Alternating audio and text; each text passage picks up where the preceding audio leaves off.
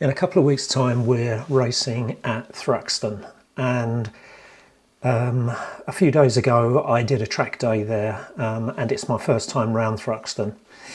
Now, I've been getting quite a few messages about the Assetto Corsa model that I hacked together, the 116 trophy model.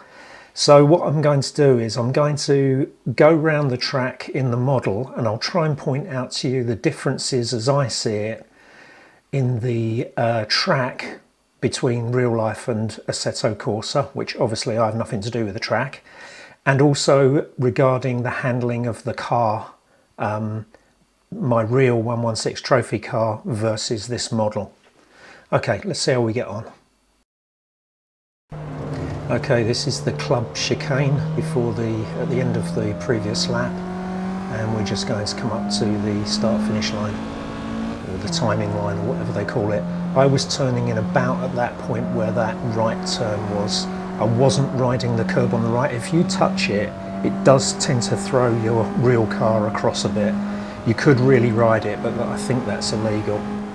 So coming into here, now the car behaves pretty much the same here. I find it the same, but the curbs on that first right turn and then the left turn, so that's Camborne Cobb, they're higher than they are in the model. And the one on the inside that we've just gone round, Seagrave, I think is the same. This bit of green on the right, it ripples on the Assetto Corsa, but it's smooth in real life. Now here, this is where I think my model's wrong. It's too grippy around fast corners like this, because I'm doing this flat out, and I don't think you can do it flat out in a real car. I couldn't anyway. I'm sure there's going to be guys who can, but it's certainly harder to do flat out than the model suggests. Going through here, again, you can make mistakes coming through church in Assetto Corsa, and you can get away with it, like miss the apex, but you can't really do that in real life if you want to go through there flat. If you try, you'll run out of road on the left hand side where this curb is, and bearing in mind you're doing 160 kph or whatever at this point, it's not something you want to do. Of course you can lift, and as long as you don't lift really suddenly, if you just ease off a bit, it'll grip back up and probably pull you around. A bit of a note about that curb on the left, it's smooth. Apparently it wasn't in the past, but it's now completely smooth, so you can easily use it. I don't know what it would be like in the wet, of course, but it's certainly okay in the dry. Coming up here, this is all pretty much the same. Actually, I didn't notice the top speed. And this chicane, I think, is pretty much the same. It's going to be interesting to see if they put the tyre barriers up each side, because on the track day there weren't tyre barriers on the chicane.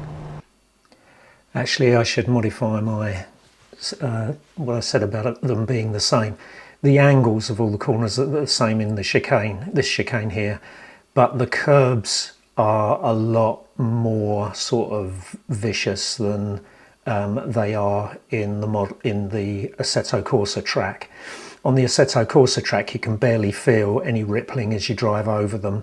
That's not true in real life. You can feel them much more, and you'll notice it's got those little sleeping policeman rumble strips on the inside, like you get at whatever that S-bend is at Donington. They're really quite vicious, so you probably don't want to go over those. I mean, you could, but you're going to feel it, that's for sure.